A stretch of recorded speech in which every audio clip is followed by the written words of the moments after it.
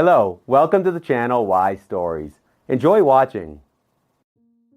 Ernesto sat down on the bench and reached into his pocket for cigarettes. The man remembered that he had quit smoking a month ago when his daughter was diagnosed with the dreadful disease.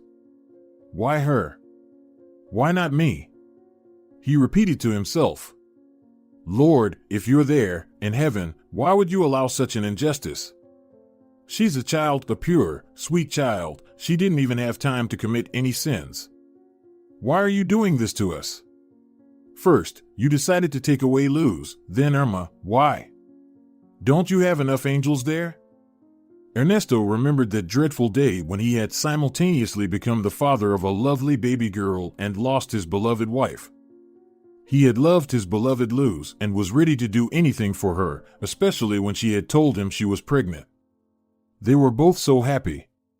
Only later, when he was in the shock of terrible grief, almost unable to understand what the elderly doctor with sympathetic eyes was saying to him, he found out that Luz was not allowed to give birth.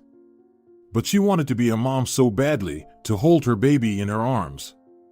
She had time to fulfill her cherished dream, looked into her daughter's face, smiled, and quietly left for another world, which is usually called the better world. Ernesto remembered that state of total confusion when he stared dumbly at the red little face peeking out of the blanket. You have a daughter. Look how beautiful she is. The nurse told him, ready to burst into tears. You must live for her sake, do you understand? Have you chosen a name for the baby girl yet? Irma. My wife and I had chosen the name beforehand, Ernesto said. And he finally cried, and it was the only reason his frozen heart didn't burst into tears. The nurse stroked his back, giving him his daughter. Finally, he dared to take the little innocent creature in his arms. And suddenly she opened her huge eyes and looked at him. He felt as if Luz was looking at him right now. Irma, was all he could utter. His daughter blinked, wrinkled her nose, and was about to cry, but changed her mind and sneezed. Bless you, Irma, he said to the baby, and realized that he still had the meaning of life. His sister helped him raise his daughter. When they were kids, he used to bully her all the time. She seemed to him a funny little girl with pigtails, a silly girl who would tell her parents about his little pranks. The difference of 8 years seemed like an abyss. But now Lola was the first who came to their empty apartment, cleaned up the mess, forced him to eat, and fed Irma. Without asking permission, she moved in with him, explaining that someone had to take care of a clueless father and his little baby girl. Lola encouraged her brother and deftly took care of the baby. And that was surprising. Lola had no children, she was still very young. But she wanted to have a baby someday. At the same time, she didn't want to get married, saying she'd rather have a cat, less problems, more fun. Lola appreciated her personal freedom more than anything else in the world and had no intention of limiting it in any way, including her work schedule. Luckily for her, people had invented freelancing, and her excellent brain and ability to use it made it possible for her to quickly become a well-known computer design expert and work wherever she wanted and as much as she wanted. So when Ernesto came to his senses, they decided that he would go back to his job and Lola would babysit Irma. You were used to being in the office, in the company of co-workers, and I need silence. I'm used to working at home, the loving sister explained. Ernesto was very grateful to her, so much so that he apologized for all his childhood pranks, but Lola only said, Come on, we were kids. And you were a boy, all boys like pranks, unlike girls. And then she tried to free herself from his embrace, giggling. And Ernesto stopped by the church that afternoon and lit a candle, according to tradition, in gratitude for having a wonderful sister. His parents also came to help him, but Ernesto realized that he could not rely on them. His mother was very sick, moreover, his parents were already very old. The old people couldn't babysit the baby. But gradually things got better. He worked, and Lola took care of Irma. Irma grew up and ate well. The grief of losing his wife did not go away, but he learned to live without his beloved. And then that cursed day came, when Lola, who went to the hospital with the baby, called, crying into the phone, asking him to come over. Irma, she said, and Ernesto felt cold inside. His hands shook, and he barely understood what his sister was saying through her sobs. They say it's cancer. Now they've taken her away for a checkup. Ernesto rushed to the hospital in a cab, begging the Lord to make the diagnosis a mistake. But no miracle happened. He couldn't believe that his 1-year-old little girl with huge eyes was terminally ill. Then the days filled with endless despair dragged on. Ernesto came to the hospital every day. Lola, skinny and pale, would come out to him, and they would sit and smoke in silence. There was neither good nor bad news. The doctors made no promises. All they could do was pray. Today was one of those days. He had just talked to Lola. The nurse tried to cheer him up, saying something about the wonders of medicine, but then she suddenly cried and ran away. And Ernesto sat in the hospital backyard, staring at one point and searching for cigarettes, which he didn't have. Suddenly someone handed him a cigarette. He looked up and saw the nurse looking at him sympathetically. Nodding gratefully, Ernesto took a cigarette, lit it with the lighter he had found in his pocket, and coughed. "Who do you have in there?" the nurse asked, tapping him on the shoulder a couple of times. "My daughter," Ernesto said. "Very sad," the nurse said, and added unexpectedly, "Finish this cigarette and quit it. You shouldn't smoke here. You know what kind of ward it is. I quit yesterday. I carry it in my pocket out of habit. I promised yesterday." To him? Ernesto looked up. But the nurse shook his head with a serious look. "No," to him, and pointed with his head somewhere to the side. "There he is, my conscience. It's painful to look at this dog. He's sitting and waiting here for a long time. But the woman he's waiting for has died. She got here yesterday and died an hour later. We all knew her well. She used to come here with her dog. She used to bring sweets to sick children. A bright soul, very kind. But now Irma is in the kingdom of the Lord." Ernesto shuddered as if struck by a blow. "Why are you pale, man?" The nurse got worried. "What are you scared of?" "That's my daughter's name. Irma," Ernesto said. "She's been here for a month. My sister is looking after her." "Oh, what a grief." He shook his head. "How old is she?" 1 year old, Ernesto felt a lump in his throat. Why should she suffer such a misfortune? God works in mysterious ways, the nurse crossed himself. Ernesto suddenly felt an attack of rage. Maybe there is no God. He shouted angrily. We've made up something to comfort ourselves. No one needs us there, in heaven. Astronauts fly to other planets, there is no one there. It's your grief that speaks in you, the nurse said sympathetically. It is not where you should look. Look in your heart. Right, Paco? Ernesto felt a touch and lowered his eyes. A shaggy red dog sat at his feet and looked him straight in the eye. Then the dog barked once and went back to its usual place, under the porch of the old hospital building. See, he doesn't approve of your thoughts, the nurse explained. The dog, seriously? Ernesto grinned. This dog is smarter than we are, the nurse said. When Irma was delivered by ambulance, he ran after the car all the way. And when he realized that he couldn't enter the hospital to follow Irma, he crawled under the porch and waited. He didn't eat anything. He just sighed like a human and whimpered. The girls from the kitchen gave him some meat, he didn't even look at it. How can I explain to him that Irma is gone? We chased him away, he won't leave. Are you listening, Paco? Suddenly the dog barked briefly as if he was responding. Ernesto felt uncomfortable, the dog's eyes were so intelligent. We called him Paco, the nurse added. Maybe he's Coco, or Rocky, who knows?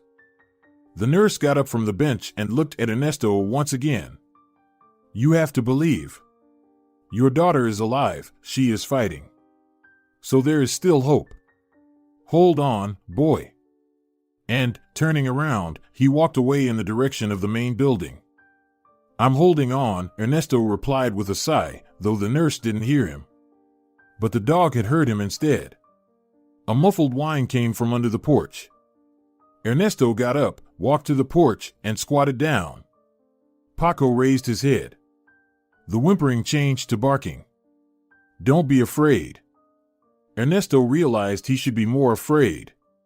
The dog is so big. If he bites, the wound will be huge. But now the man and the dog had some strange connection. "You see, dog," Ernesto began, trying to speak in a calm voice. "It happens like this. The most dear ones leave and you can't wait for them anymore. They say you have to move on. I have almost succeeded and you will do the same. Run away from here. Maybe you'll have new owners, a nice cozy house, and your own bowl. What do you say?" Ernesto looked under the porch, and his heart burned with a sharp pain. Tears were flowing from the dog's eyes. "Come on, buddy, stop crying." He reached out his hand, touched the red hair, and scratched the dog behind the ear. If only tears could help. Paco crawled out from under the porch, put his head in his lap, and sighed heavily. "Hold on, boy." Ernesto involuntarily repeated the words of the nurse. "I have to go, I'm sorry. I'll come back tomorrow and bring you some treats. Cheer up." The dog looked as if he understood and crawled back under the porch. Ernesto felt a little better. Maybe it was because he had talked to the nurse, who had witnessed too much grief and tears in his life. Or maybe it was because he felt ashamed of the dog. The dog was waiting for a human who would never come back. But he still had a chance. That night Ernesto fell asleep almost immediately for the first time. When Lola and Irma were in the hospital, he almost couldn't sleep. He tossed and turned, smoking on the balcony, chasing away dark thoughts, and usually fell asleep only in the morning. Tonight, for some reason he thought of the dog, who remained waiting for his dead human. His eyes were so attentive, so full of longing. "Irma will be all right," he said aloud, just to hear his own voice. He has a very strange dream. He found himself in a room full of people. They stood in silence, waiting for something. One figure caught Ernesto's eye. A young girl in a long white dress with golden hair falling over her shoulders was looking at him as if she wanted to say something. He tried to get closer, but everyone blocked him and pushed him farther away from the girl. For a moment it seemed to him that the stranger was holding the hand of a child, a blond boy about 5 years old. The girl looked at him with a pleading gaze, her lips were stuck together, and couldn't say a word. The boy cried silently. Then the dog appeared, caught Ernesto by the sleeve, and dragged him toward the girl and the child. He almost touched the boy's outstretched hand and woke up. Glancing at his watch, he realized that he had slept for 7 hours and he felt refreshed and full of energy. He also felt as if the cold palm that had been squeezing his heart had slowly let go and allowed him to breathe. Things were going well at work, too. He even made a few jokes with his coworkers. There were whispers behind his back.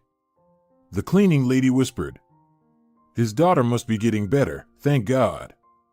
He even looks much better now. God willing, everything will be all right." Ernesto went to the hospital after the end of the working day. On the way, he stopped by the supermarket, got some goodies for his girls, and, following a sudden impulse, got a big bag of dog food. The dog was still there. Ernesto heard the dog whimpering. "Paco, come here," he called to the dog, squatting down and peering under the porch. Paco lay with his head resting on his paws and looked at the man. "Taste it, it's good." Ernesto put some food in the bowl. Paco sniffed and turned away incredulously. "No, buddy, you need to eat something." Ernesto decided to be persistent. "You need energy." The dog turned his shaggy head and sighed loudly. "I saw your human in my dream tonight," he said unexpectedly. "I am sure she wants you to be alive and well. You see, she's worried about you. Buddy, please, eat something." "It won't work," the same nurse said from behind. "We've tried to feed him more than once, but he refuses. He only drinks water. He's completely exhausted.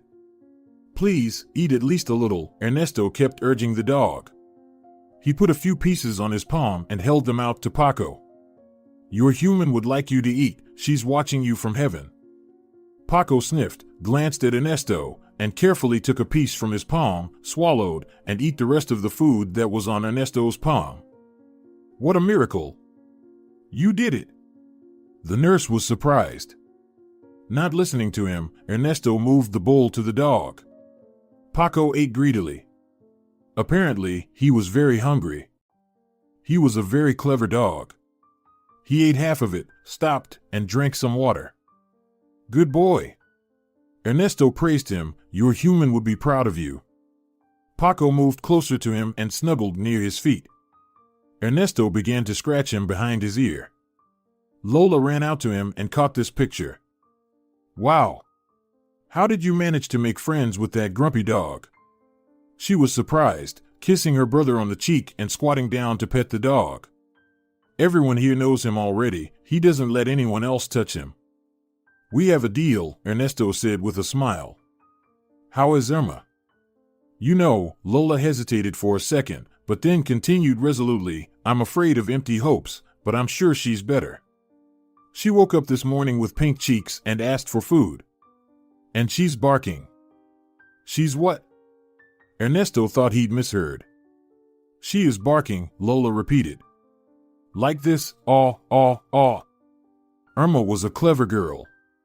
She had been saying the words mommy and daddy for a long time, mumbling something in her own childish language. But after her mother died, she stopped saying anything. She used signs to indicate what she needed. And here's the news, the daughter is barking. Miracles, indeed. Ernesto scratched the back of his head and turned to the dog. Do you understand anything? Paco sneezed as if in agreement. Lola hesitated, thinking whether to say it or not. Then she made up her mind. There's such a strange story here. I think there's a ghost in our building. Lola, are you okay? Ernesto looked at his sister doubtfully. She nodded guiltily. I know how it sounds, she agreed, but I wasn't the only one who saw it. There's a woman in the next room who also said a shadow appears and wanders around the hospital. Nonsense, Ernesto said. I don't think so, Irma looked seriously. I woke up in the middle of the night and she was standing over Irma's crib. I was frightened and got up. The shadow was gone. And Irma was smiling and laughing quietly. Can you believe it? And in the morning she started barking. Do you understand anything? I understand only one thing, that my daughter is getting better. Ernesto looked at the dog. Do you agree? Paco barked in approval. You're going to say I'm crazy, Lola said slowly, looking at the dog. But I think your daughter and the woman who owned the dog are connected somehow. Her name was Irma, too. Perhaps they're right about the souls. If they do exist, then it means her soul hasn't found peace. Maybe she's worried about the dog or about our girl. So she's trying to say something through Irma. I won't say you're crazy, Ernesto said quietly. I'm ready to believe anything right now, as long as my daughter gets better. Lola hugged him, pressing her face into his chest. The nurse sighed behind her and the dog fussed noisily. When can I see her? Ernesto asked quietly. Lola shook her head. You shouldn't, she's very weak yet. Besides, you might be scared, there are all sorts of tubes and drips. I'm used to it, but you shouldn't see Irma like that. You must keep a cool and sober mind.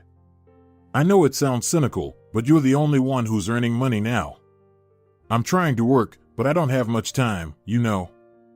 I'll be all right, Ernesto replied calmly. Just tell me, does she really look better? Do we have any hope? There is always hope, Lola tried not to cry. All right, I gotta get back to Irma.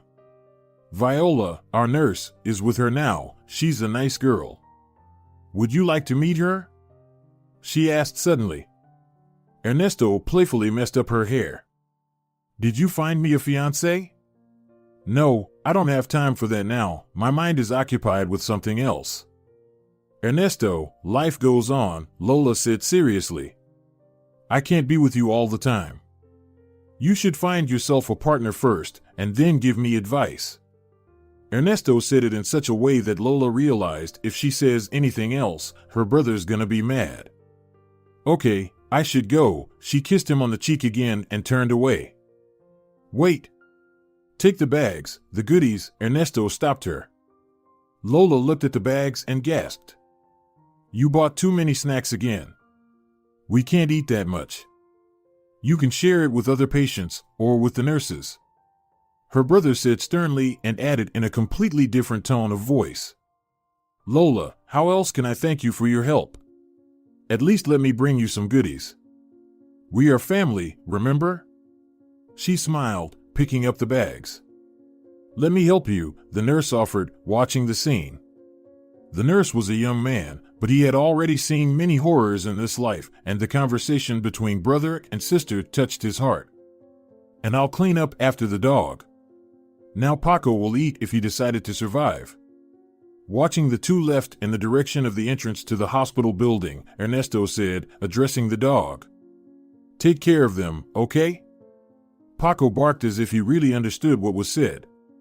Ernesto sat down on the bench, looking out the windows. His little girl was lying there, covered with the wires keeping her alive. She was his only joy. All that was left of his beloved wife, their common continuation. And he can't even go there and look at her now. He really wished he could take her illness away, be in the hospital covered in wires instead of his little girl. But fate had different plans. Ernesto was already getting up from the bench, going to leave, when suddenly someone called him. Wait! He looked back. A blonde girl in a blue uniform was hurrying toward him. Hello, I'm Viola, she said, taking a breath. Ernesto's heart squeezed. What did she want to tell him? What news did she bring? Don't worry, Viola shook her head. There is no deterioration. The doctor is sure that the process can be stopped. It's just that Lola has told me so much about you that I dared to ask something. I'm listening. Ernesto was relieved. Viola hesitated, then pulled herself together and spoke. A girl died in our ward. She was very nice, but strange, a bit crazy. According to her papers, she had a son, Martin. She didn't have a child with her, just a dog. Maybe the boy is alone right now. We don't know anything about her and about the boy. I'm really worried. I'd go myself, but I'm on shift, and I can't leave the hospital. I have no one else to ask about it. If I call the police, they'll scare the boy. Maybe he doesn't know what happened to his mom. So I thought, if you have a chance, please go to her apartment. Give me the address, and I'll go. Ernesto realized he couldn't bear to see her suffer from embarrassment. The nurse handed him the note and blushed again. I'm sorry, I really have no one else to ask. I understand. Ernesto felt that the girl was about to burst into tears. Thank you for your kind heart, Viola. The dog suddenly barked 3 times, drawing attention to himself. The nurse turned around. Her eyes widened when she saw the leftover food in the bowl. Did he eat? She wondered happily. All this time he refused. I can't believe it. You did the impossible. With these words, she rushed back. The man and the dog looked at each other. Good girl, Ernesto said to Paco. How does she have the strength and nerve to work here, to let other people's pain and suffering go through her heart? Paco wagged his tail in agreement. Why don't you come with me? Ernesto suddenly suggested. What if the boy is really alone out there? Paco, I think the boy needs you. Your Irma won't come back to you, but you can help her son. Think about it. Paco sighed and whimpered pitifully. I understand, Ernesto replied seriously. But your human gave you an instruction through my daughter. Don't wait for her anymore and help her son. Do you understand? The dog barked 3 times. That's the deal. Ernesto nodded to the dog, inviting him to follow him into the car. Let's go, you can show us the way. The dog seemed to understand him. But he looked back at the hospital as if he doubted whether he was doing the right thing. But he jumped into the car and made himself comfortable in the back seat. The right address was not far from the hospital. Ernesto checked the address written in neat handwriting and looked around, examining the rows of identical gray buildings. Suddenly, Paco helped him. The dog got out of the car and headed toward the nearest building, whining impatiently and looking back at Ernesto.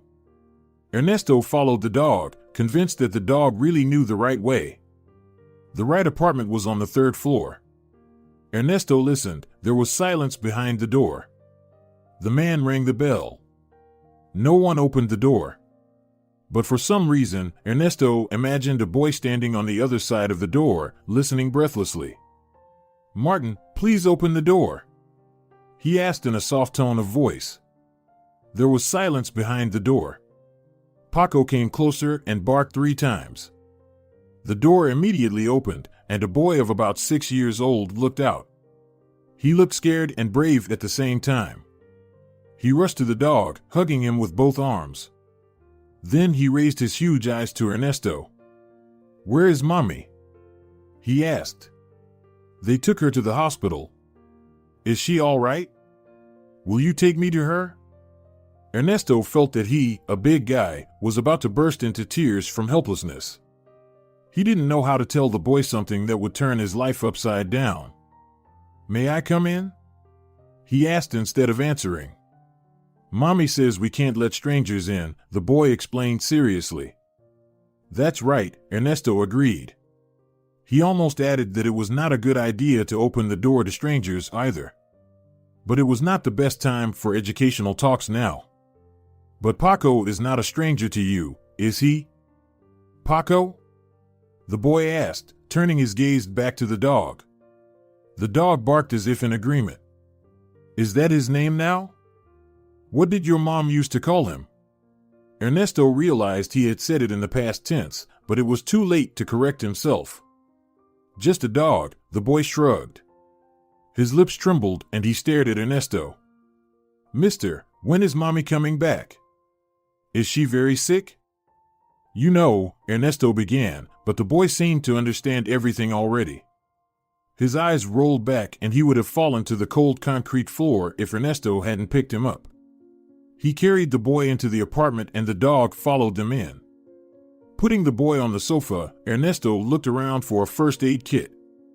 Suddenly he realized he didn't know how to bring the child to his senses. The room was shockingly poor, but it was clean and tidy. Paco came to the rescue. He walked up to Martin and licked his face. The boy opened his eyes and asked, "Mom died, didn't she? Is she an angel now?" Ernesto sat down next to him and took his hand. Martin looked at him with eyes full of tears. The dog lay beside him, resting his head on his paws and breathing heavily. "Mister, don't cry," the boy said suddenly, trying hard not to burst into tears. "Mommy said she would become an angel and would always look after me. She said she'd live in a better world without pain and suffering. And she said she'd send a friend to look after me and he'd take care of me. She sent you, didn't she? The dog came with you. So Mom was talking about you." "That's right," Ernesto confirmed. "Mom came to me in a dream and explained everything, and Paco the dog showed me the way." Martin looked at the dog and thought, "Let him be Paco, that name suits him." "Mister, what is your name?" he asked suddenly. "Ernesto," the man replied. "You can call me Ernesto." "Okay," Martin agreed and added, "Ernesto, what are we going to do now?" Ernesto was silent for a moment, thinking over the answer. He didn't know what to do now. If he sent the boy to an orphanage, his life would be ruined forever. "First of all, we need to feed you," he decided. "Have you eaten anything?" "Dumplings," the boy nodded. Then he lowered his head and added, "But that was yesterday. I washed the dishes, honestly." "Well done," Ernesto said. "Stay here and I'll cook something." The kitchen was perfectly clean. All the dishes had been washed, but the refrigerator was completely empty. There were some jars of cereal, but Ernesto didn't want to start cooking now. There was only one option. "Get ready, we're going to my place," he said to the quiet boy, returning to the room. Martin nodded, pulling his backpack out of the closet, and began to put his belongings into it. Finally, he put in a small, worn teddy bear and stared at Ernesto. Then they both looked at the dog. "Why are you lying down?" "Pack your belongings," Paco Ernesto said sternly. The dog lifted one ear as if to clarify what he meant, then went to the kitchen and returned with a bowl in his teeth. "Great, we can go." Ernesto tried to speak in a cheerful voice. Martin looked around the room as if saying goodbye, then climbed onto the couch and took the picture of a laughing girl with a baby in her arms off the wall. "I'll take you with me," he said quietly, putting the picture in his backpack. Ernesto shut off the gas and water, turned off the lights, and the three of them headed for the car. If someone asked him now what he was going to do next, he wouldn't be able to answer the question. Paco was the first to jump into the ajar door. Martin settled down beside him in the back seat, hugged the dog, snuggled up to him, and was quiet. Ernesto glanced at them, but they were both quiet. On the way, Ernesto stopped at a cafe and got some food. The food smelled so good that the dog started whining and the boy started swallowing saliva. Ernesto handed both of them a huge sandwich, ignoring all the nutritional tips. Everyone fell silent and ate greedily. Then the car became completely quiet.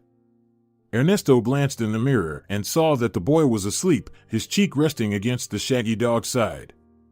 Paco was dozing too, but one ear was twitching as a sign that the guardian was watching the situation. Ernesto carried the skinny boy, who seemed almost weightless, into his apartment. The dog came after them, sniffed all the corners, and lay down near the entrance, showing that he had chosen his place. Ernesto put the sleeping boy on the sofa, took off his shoes, and left him to sleep, covering him with a blanket.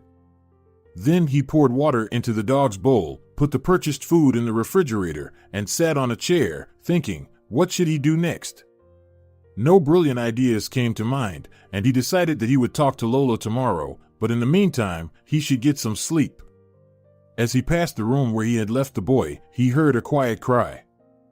"Martin, what happened?" he asked quietly, approaching the child. It was hard to think of a more stupid question. Just a couple hours ago he had informed the boy that he was now an orphan. The boy didn't answer, and Ernesto realized that he was crying in his sleep. He sighed and lay down beside him, hugging the boy. The crying stopped. In a minute Ernesto fell asleep. If he had any dreams that night, he didn't remember them. He woke up early in the morning to the feeling that his arm was stiff.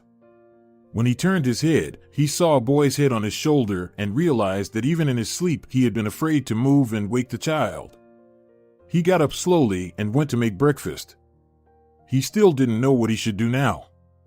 Probably he should call somewhere to inform special authorities. What if he has relatives? He doesn't know anything about this boy or his family. Paco entered the kitchen. The dog yawned, wagged his tail, and showed that he had everything under control. It was hard to believe. Just yesterday the dog was longing without his Irma, refusing to eat, and now everything changed. Paco came to him, snuggled into his lap, and whimpered softly. Ernesto looked into his eyes and saw such sadness in them that he was ashamed of his own thoughts. "We'll get through this," he said with a confidence he didn't have. The dog barked briefly. "Good morning," he heard from the door. Ernesto turned around. The boy stood on the threshold of the kitchen and looked at him timidly. "I thought it was just a bad dream, but..." Martin sighed. "I thought I'd wake up and my mom would be home." Streams of tears ran down his cheeks. Ernesto took a napkin, squatted down, and wiped his face. "It's really hard to accept," he said quietly, "that a loved one has gone to another world and will never come back. My wife died a year ago, and I still hope she's waiting at home.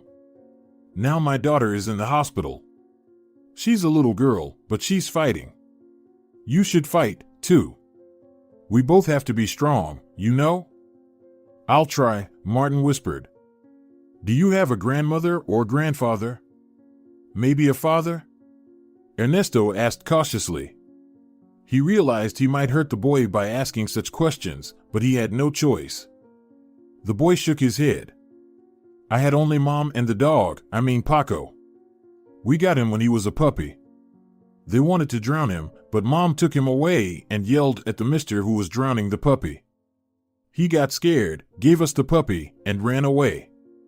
Believe me, Ernesto said carefully, choosing the right words, your mom will always protect you, even if she's not around. And Paco will, right? The dog barked in agreement. And you? The boy asked hopefully. And me, Ernesto answered. What else could he say, looking into the eyes of a child who was flooded with a wave of grief? Okay, no more sadness. Let's have breakfast. They ate, and Ernesto was glad that he didn't have to go to work today.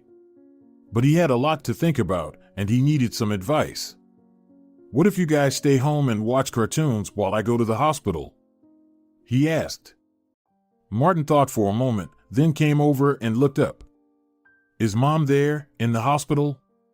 Can I see her? Ernesto felt a chill run down his spine. If the boy's mom died a day ago, her body is now in the hospital morgue. What do they do with such unfortunate people who have no relatives? Probably they bury them at the state's expense. She didn't deserve this. They need to find out where she'll be buried so the boy can visit her. I'll go and find out, okay? The boy sighed, swallowed the lump in his throat, and nodded. So what about the cartoons? Ernesto repeated. Martin looked at him condescendingly. I'm not a little boy. I'd rather read a book. Ernesto nodded. He quickly looked through the bookshelves and pulled out a colorful children's encyclopedia. He remembered how he had laughed when Luz had started buying educational books for children when she was pregnant. His wife looked so happy she was looking forward to reading those books together. Luz didn't have time to fulfill her dream. And now Irma is sick. Enough, he must chase away the sad thoughts. There's no time for that now. Will you read the encyclopedia? Ernesto handed the book to the boy. The boy's eyes lit up, and Ernesto realized that the child will not be bored for a long time. Paco followed him, but at the door he sat down, whimpering as if he couldn't decide what to do. Stay here, okay? Ernesto asked the dog. Martin needs you here. You can't leave the boy alone. Can I count on you? Paco, after a moment's thought, barked and returned to the room. Ernesto texted Lola. However, Sister didn't reply. His heart was pounding anxiously as he found himself in the hospital alley. The first person he saw was Nurse Viola. Don't worry, she said, looking sympathetically at the worried Ernesto. One of the best professors is examining your girl right now. It is a blessing that he has come to our hospital. They say that everyone he has treated successfully recovered. Our sister is there right now. The phone should be off during the treatment, but I saw you arrive from the window. Did you find the boy? The boy's fine. He's at my place now, reading books. Ernesto felt relieved. Surely the nurse knows what she's talking about. If this professor is such a legend, he'll be able to help his daughter. And the dog? Viola looked under the porch. The dog is there too, with Martin. Ernesto smiled. How's Martin? Viola asked cautiously. Probably crying all the time? He's doing fine, though it's hard for him, Ernesto said. He asked when he would be able to see his mother. They're burying her tomorrow, Viola sighed. All the hospital staff donated to bury her properly, with a wreath and flowers. We all knew her. A very strange but nice girl. She came to play with children and talked to old people for hours. They say she was blessed. Everyone who knew her is crying now. Many want to go to the funeral to say their last goodbyes, both medical staff and patients. Ernesto handed her some money. This should be enough for everything you need for the funeral. Viola recoiled as if he were handing her not the money but a snake. I can't take it, she whispered fearfully. If you can't do it yourself, ask someone to help you, Ernesto shook his head. I need to see Lola and then go home. The boy is all alone out there, well, with a dog. Oh, isn't it Lola? Viola suddenly asked, pointing to the window. Ernesto turned around. He saw Lola standing near the window, and she was holding Irma. Ernesto exclaimed. It seemed that he had not seen his daughter for such a long time. She was also waving to him and seemed to be smiling. He wanted to believe she was smiling.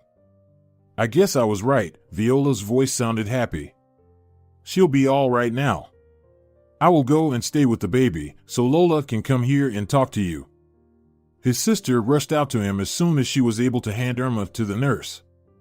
She looked excited and happy.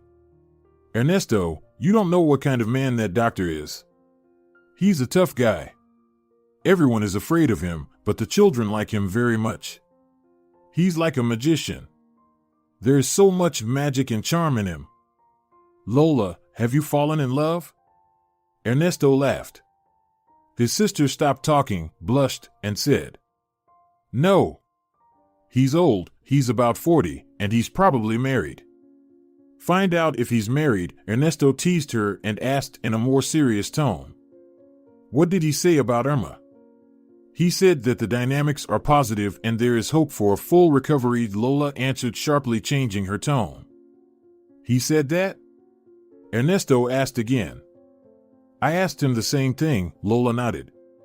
And he looked at me from under his glasses and said sternly, Young lady, if Rodriguez says that the patient will recover, there can be no doubt. I really want to believe him. So do I, Ernesto echoed. Lola, there's one more thing we need to discuss. He briefly explained the situation. Lola thought about it, bit her lip, and suddenly said, Maybe that's what Irma wanted to say when she started barking. Well, not she, but the other Irma, the boy's mom. Lola, you always like to read fiction, Ernesto shook his head but didn't object. Maybe you are right, but still, what should I do with the boy? The simplest solution is to call the guardianship authorities. You can take the dog to a shelter. Lola said. Ernesto shook his head negatively. I see, that's not an option, Lola said. Then I'll have to take the boy. You live with us and babysit Irma, remember? Besides, we'll probably need some official papers. They wouldn't give the boy to a single woman. They won't give the boy to a single man either. Lola objected. Ernesto, are we seriously talking about this now? He's a stranger to us. Ernesto hesitated and froze. He realized that he was really ready to adopt this boy, even though he didn't know about him until yesterday. Miracles. I have a better chance, he said stubbornly. A steady paycheck and a place to live. No way, Lola shook her head. You need to find a wife. Lola, don't pour salt on my wound, Ernesto smiled sadly. No one can replace Luz. Besides, I'm not sure I could find a woman who would agree to take care of 2 kids and a dog. We need a sham marriage, Lola insisted. I think I have one candidate, but don't say no right away. I'll talk to her, okay? All right, Ernesto said. Anyway, you will not succeed. Better help Viola. We need to bury Martin's mom properly. Sure, I'll help her, his sister agreed and added unexpectedly. Viola is a good girl, isn't she? She is, Ernesto agreed. And then he realized what Lola was trying to say. Lola, are you crazy? Don't even think about it. Why? His sister asked. I think she's the perfect candidate. Because you can't do that. She's really a very good girl, and she deserves a real family and happiness, Ernesto argued. Don't even try to ruin her life. Let's ask her first, Lola insisted. Anyway, I have to go. Lola, is Irma really better? Ernesto asked. The sister nodded seriously. I think you can visit her very soon. Is she asking about me? Ernesto felt hope returning to him. She says Daddy all the time, Lola confirmed. I hope we'll go home soon. Ernesto looked at the windows of the hospital building for a long time after his sister had left. However, he didn't see Lola with the girl in her arms. He didn't see Viola either, though he thought of her. Instead, he saw a familiar nurse. He was holding the large bag of dog food. "This is the dog food you bought yesterday. I think you'll need it now," he said. "Everyone says Paco has found a new home." "That's true," Ernesto answered briefly. The nurse looked at him intently, apparently hesitating to ask. "Does the boy live with you?" he asked cautiously. "Viola said that our blessed lady had a son." "Yes," Ernesto smiled, taking the bag of food from his hands. "How could I separate a boy and a dog? They have to live together." "And then what?" the nurse asked uncertainly. "I don't know. We'll figure it out later," Ernesto shrugged. The nurse looked at him with a long, attentive stare and crossed him suddenly. "You'll see, you'll be rewarded for helping an orphan." Ernesto felt uncomfortable.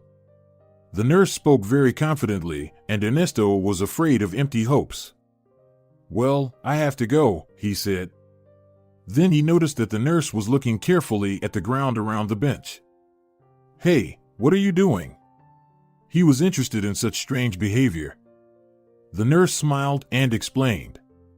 "Not a single cigarette, but..." Ernesto realized that for all this time he had not smoked a single cigarette. Miracles! He was surprised. "Exactly," the nurse agreed and patted him on the shoulder. "Go, they are waiting for you at home. And don't worry about your daughter, the best doctor is treating her." Ernesto did not believe in miracles. Nevertheless, he returned home in a much more cheerful mood. Paco met him at the door, wagging his tail. When he returned to the boy, his behavior had completely changed. All sadness was gone. The dog was happy. Martin had left the room, too, and was now looking at him shyly, though he was obviously glad to see him. "Hi, guys," Ernesto said cheerfully. "What have you been up to?" "I read, then I cleaned the apartment." "Paco helped me," Martin reported. "Mentally?" Ernesto clarified. The boy thought for a moment and shook his head. "He's a very smart dog. He can take the slippers back to their place."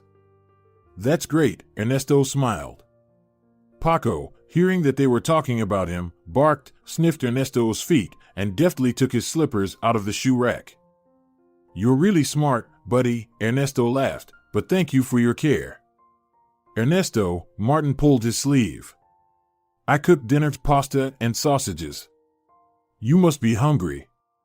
Ernesto felt as if everything inside him had turned upside down. He felt warmth and compassion. The boy, who had lost his mother, was able to find the strength to take care of a stranger, to thank him. "I'm really very hungry," Ernesto said, swallowing a lump in his throat. "I'm ready to eat a huge plate of pasta." The three of them headed for the kitchen.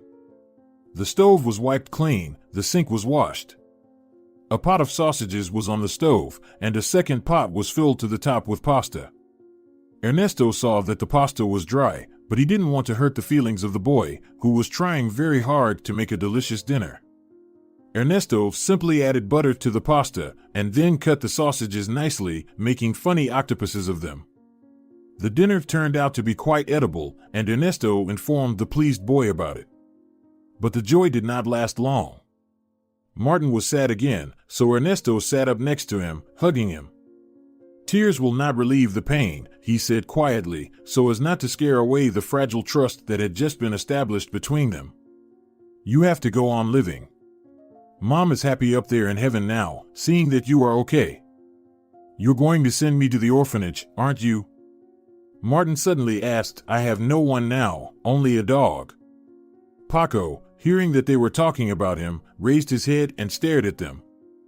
"I don't think so. Maybe we can think of something more interesting." Ernesto didn't want to give the boy false hope, though he had made up his mind.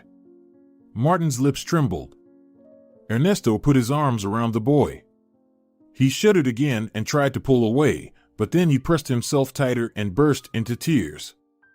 "Come on, everything will be all right," Ernesto said, stroking his hair. The dog got up from his seat and came over to them. So the three of them sat there, united in their grief. Ernesto realized that no words could help to comfort the boy. 10 minutes later, when the boy calmed down a bit, Ernesto took a handkerchief out of his pocket and handed it to the boy. He took it silently, wiped his face, and looked at Ernesto. "Hold on, brother," Ernesto said quietly. "We still have to get through tomorrow with dignity, and then it will be easier." They spent the evening together. Martin was reading the pages of a children's encyclopedia. Paco lay beside him, his head resting on his paws, occasionally glancing at both of them. Ernesto was surfing the internet, looking for articles about adoption and foster care. Feeling like his head was about to explode, he decided to get some rest. "Guys, let's go to bed," he suggested, yawning. "Sit with me for a while," Martin asked him. Ernesto nodded and sat down next to the boy, thinking about the twists and turns of fate. Not so long ago, all his thoughts had been focused on his sick daughter, and now he was worrying about a boy and a dog he found accidentally. And most importantly, it seems to be the right and the only possible solution. Making sure that Martin was asleep, Ernesto went to his room. He was almost asleep when he got a video message on his phone. His still pale but clearly cheerful daughter was babbling. "Daddy, Daddy," and waving at him. "Don't let us down, Professor Rodriguez," Ernesto whispered. "Save my little girl." At night he dreamed of something good and warm, and in that dream there was that girl again, Martin's mother. She smiled and said that everything would work out. Now she knew that for sure. The next day the cemetery was unexpectedly crowded.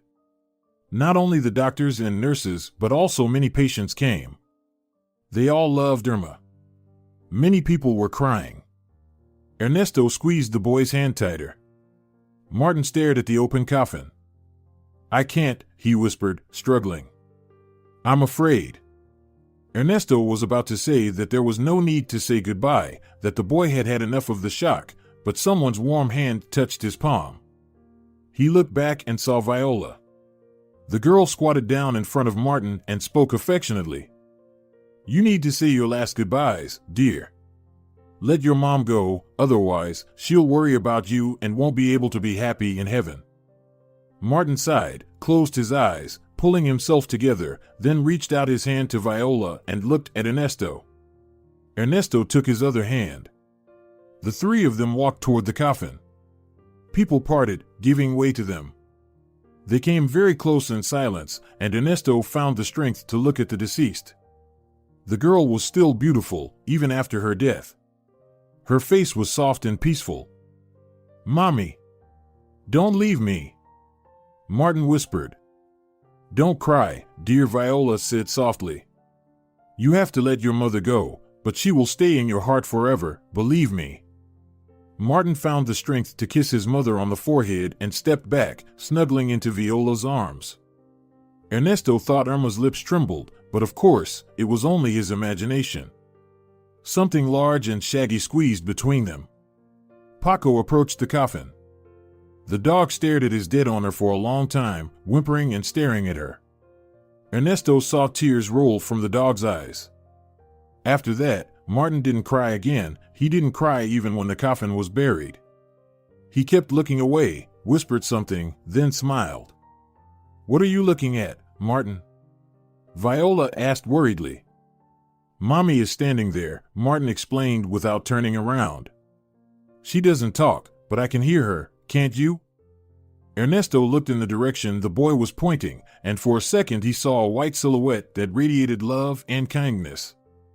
"I am grateful to you, Ernesto," he heard someone else's thoughts.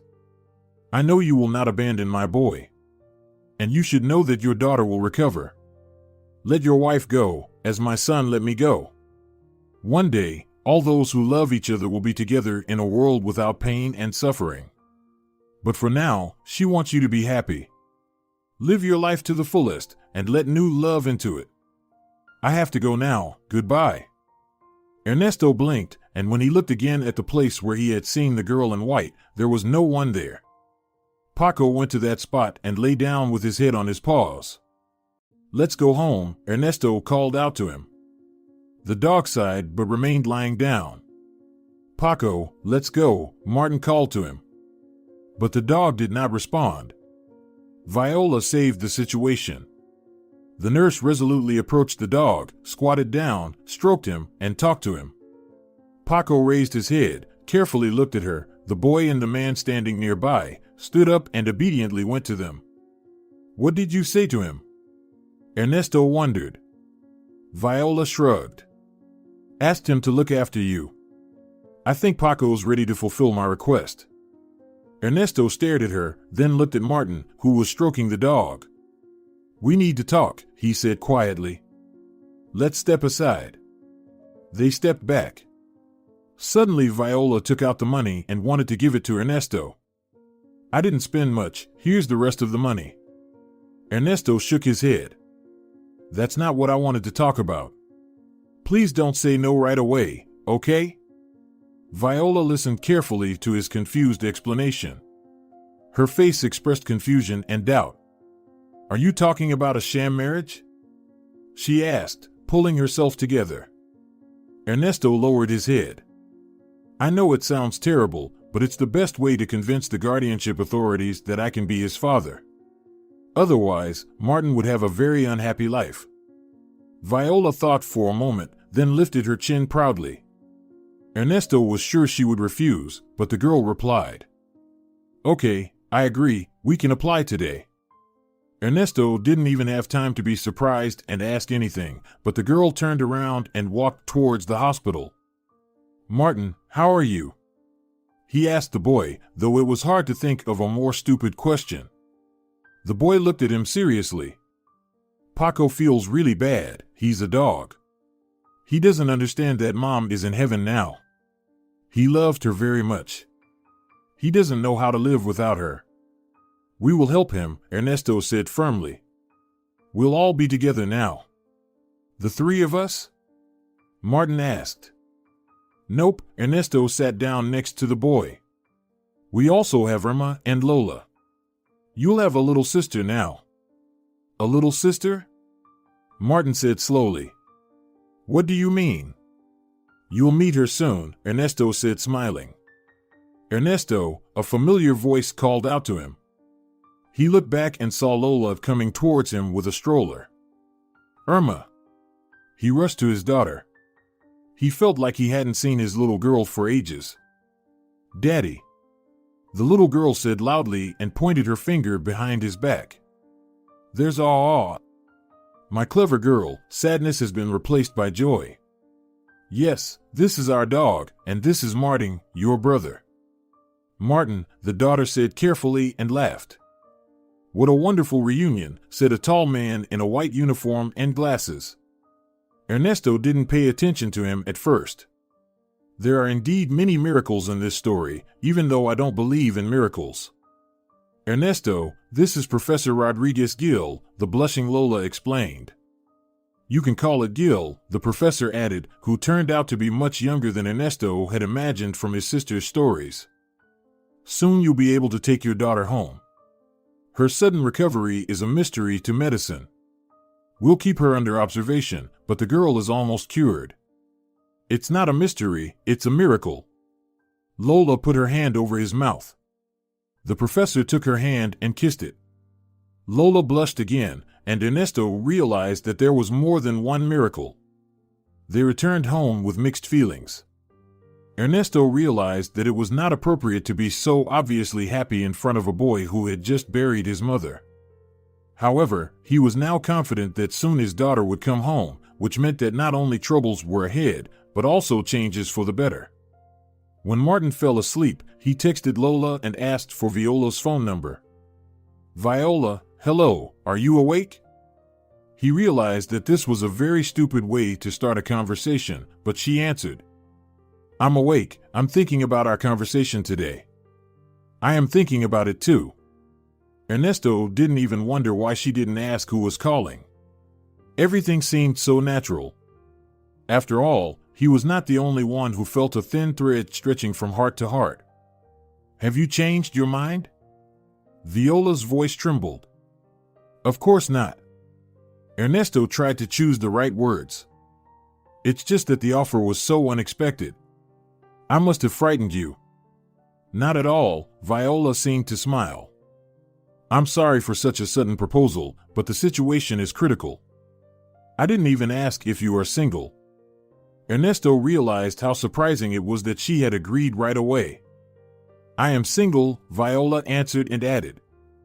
A year ago, I broke up with a man who seemed to be the meaning of my life. I planned to start a family, to have children, but he betrayed me. He did not even deny that he cheated on me. He explained that men are polygamous by nature and nothing can be done about it. I chased him away and decided that I would no longer try to build a relationship based on feelings. So your proposal suits me just fine. Ernesto was convinced that she didn't believe herself. Viola, he said cautiously, what if something that starts as a sham marriage, for the sake of a child, turns into something real? Maybe someone up there decided to give a chance not only to the boy but to the three of us? Then it's four, Viola said after a moment's silence. You forgot about Paco. He needs a home, too. And love, she said this word uneasily, and Ernesto felt how much suffering this fragile girl experienced. She had lost faith in the possibility of simple human happiness. And now, he gave himself a promise to try to fix the mistake and convince her that a miracle is really possible. Life was slowly getting better. Ernesto had never imagined that there were so many people in the world who were ready to help them. Martin was accepted into the kindergarten. Their neighbor, a stern-looking old lady, offered to walk Paco. Ernesto was afraid of her and felt like a guilty schoolboy when he met her in the neighborhood. But now this stern old lady rang the doorbell herself and then said, Do you remember who said, we are responsible for those we tame? Exupery, Ernesto replied, slightly stammering, like a schoolboy. Then be good enough to comply. The neighbor said, Give me the keys, I'll walk, feed, and train your huge dog. Flora, I'm grateful to you, but it would take too much of your time, Ernesto tried to object. But it was impossible to stop an old lady who decided to do something good.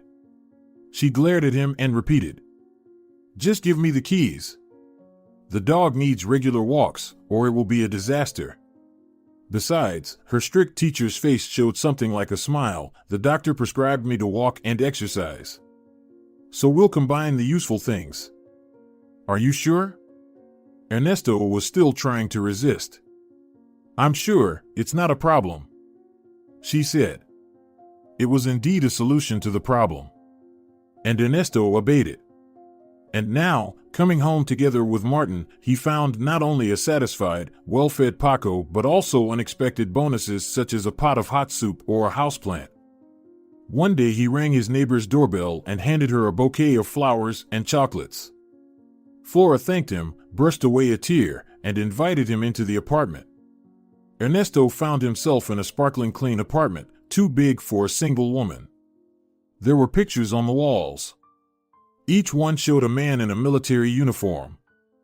That's Roberto, my husband, the neighbor explained. He died abroad. He died saving other people. Now I try to help others too, and I don't know what happens after I die. I wonder if I will meet Roberto or not. Don't think about death, you have something to live for, Ernesto said quietly. Thank you very much for your help.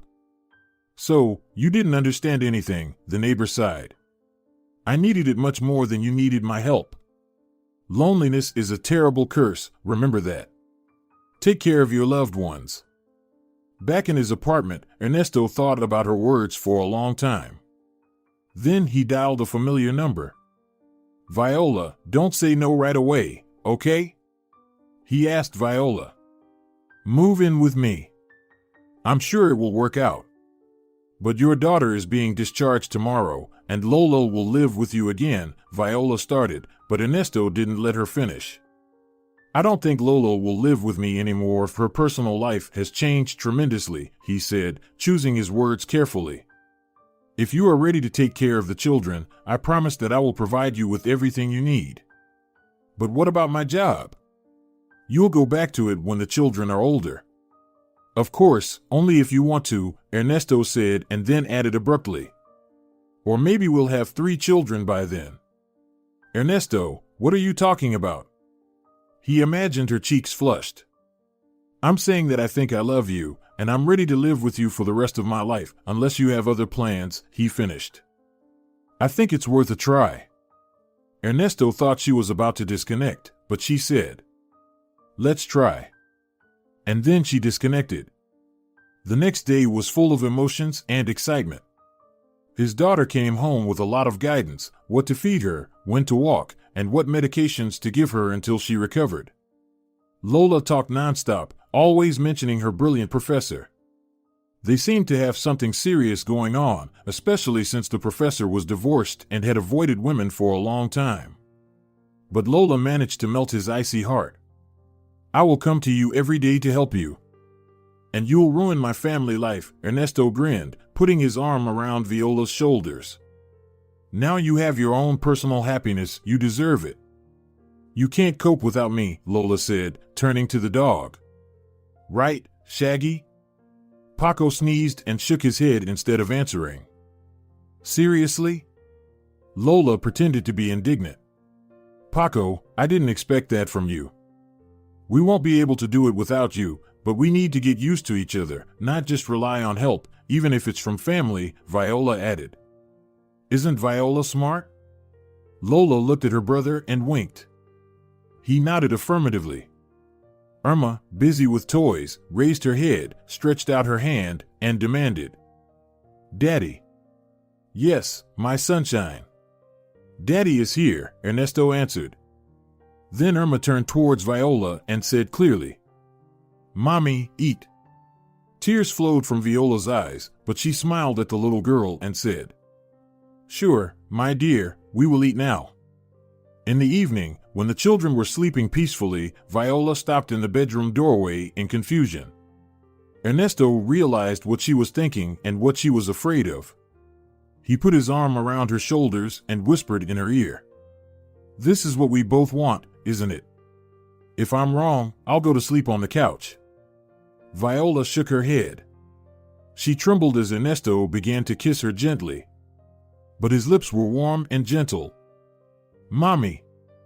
They both flinched when they heard Martin scream out. Viola ran into his room. Ernesto followed her. What happened, son? Viola asked him anxiously. Martin sat up in bed and blinked. I had a terrible dream, he finally explained. Viola sat down beside him and put her arms around him. The boy calmed down, and then they both heard what he whispered. Can I call you Dad and Mom? Of course, you can, Ernesto felt a lump in his throat. You are our son, Martin, Viola concluded, hugging him. Paco grumbled in the corner. Well, you are our son, too. Ernesto said, looking at Paco. But you're grown up now, so you'll help us take care of the kids, deal? Paco barked as if to say yes. All three of them laughed. I'll stay with you, try to fall asleep, Viola said. Martin nodded, snuggling up next to her. Ernesto returned to the bedroom and lay down on the bed. His heart was pounding. He was filled with joy and boundless love for all the people he now called by the common word family. And then Viola was back warm and gentle, with silky skin and hot lips, and he realized that he really loved her. Because only loving people can give each other such bliss, such happiness, it seems that their life began from scratch. And looking at the face of his beloved woman who was sleeping peacefully, Ernesto suddenly realized that he had begun to believe in miracles. If you're enjoying it as well, leave a like and subscribe.